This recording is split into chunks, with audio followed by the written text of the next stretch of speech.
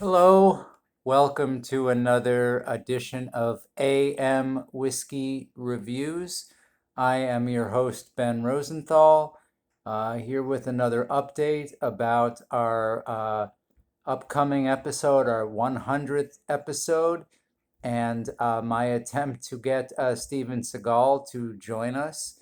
Um, as you know, or if you don't know, let me fill you in. Last time I told you that Stephen had said he could not make it, but he was going to send um, his assistant Radu, who is a hunchback, uh, in his stead.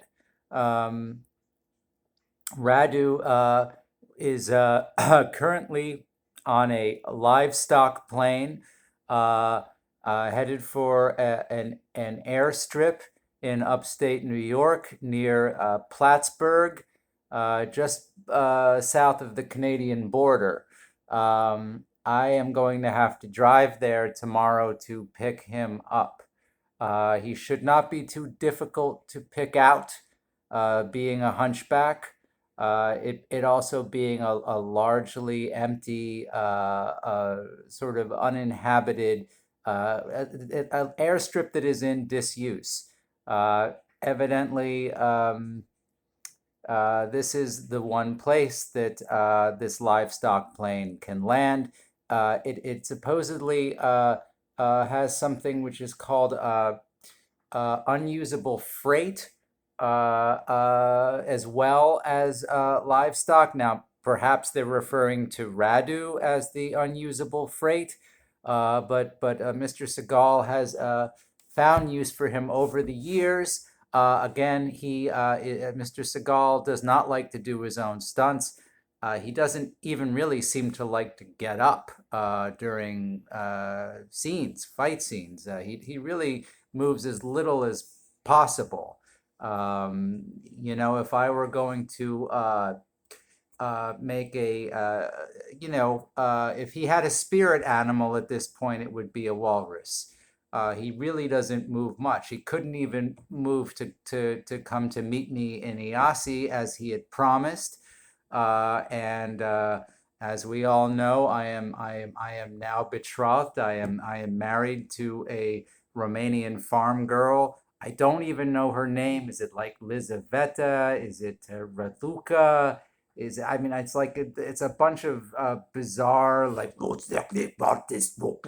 kind of syllables, and I don't know what she is, or what her name is. She has three sons. Each one is taller than the other. They're like a diminishing arrangement.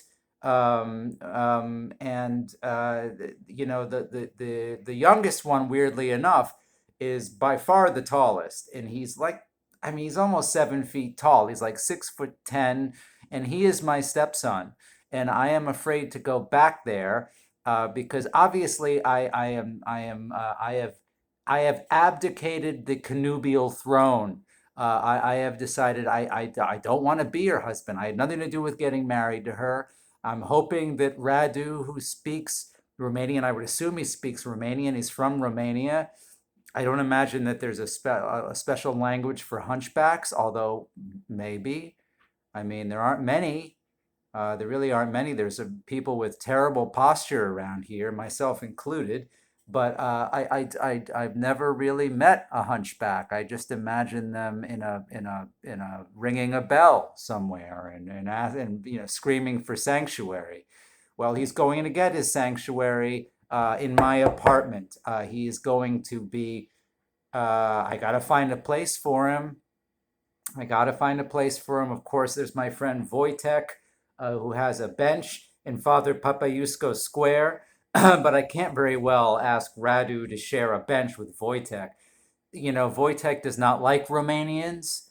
He has an expressed, overt, unapologetic prejudice towards people of Romanian heritage. I don't know why, but he hates them. So I can't have Radu share the bench with him. He's gonna have to sleep on the couch. I don't know if he requires. I don't know if a hunchback must sleep on their side. Although they have their own sort of, remember those husband pillows from the, they're like husband pillows that they used to call them. They have arms, they're almost like a chair. Well, I guess he's got his own built-in husband pillow.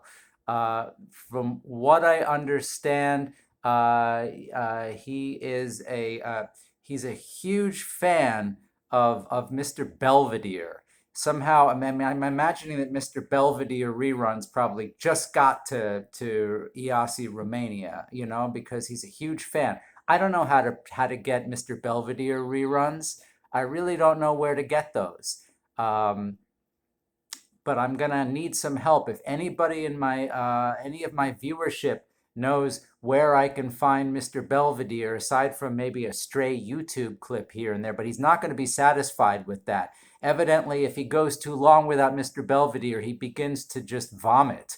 That this is evidently his sort of autonomic response to not seeing Mr. Belvedere reruns, is that he just vomits. He vomits a lot. He vomits like 4 times his body weight. And I don't, I shouldn't feed him. I don't think I should feed him. I don't know why Mr. Seagal stuck me with him. Although I'm telling you, if it's money in the bank to get Steven to come for the 100th episode, and for him to actually take a meeting with me about the script that I wrote that he promised was going to get produced. I did not even get any of his Romanian entourage at the meeting. He didn't send anybody. And as I said, I ended up married with a 6'10" stepson who seems to be slightly glandular. He's a little touched, and I'm afraid to go back. I'm afraid to go back because he was kind of looking at me sideways, crossways. He was giving me the fisheye. From he was just standing there with a backhoe. The backhoe only went up to his knee, and he was just looking at me and kind of nodding. And it was difficult to say what was in that nod. I never want to see it again. I never want to see that nod again. Something kind of gothic in it. Yeah. But so that's where we are now. I don't have a whiskey to review today. I am trying to get the house prepared for Radu, and I don't know what's going to happen at this airstrip. I have to rent a car to go up to this airstrip. I really, I'm a little leery because the flight is also supposed to come in at some odd hour. We don't quite know when. And there's no one to call. And Steven Seagal has been incommunicado. He's gone to ground, so to speak. And yeah, that's where we are right now. So thank you again for joining me, and I look forward to seeing you next time. With any luck, Radu will be sitting next to me. And well, yeah, there we go. It's going to be the two of us. We're going to be Martin and Lewis. I don't know what our chemistry is going to be like. But as is often said nowadays, it is what it is. Okay, so I will see you guys next time. Over and out.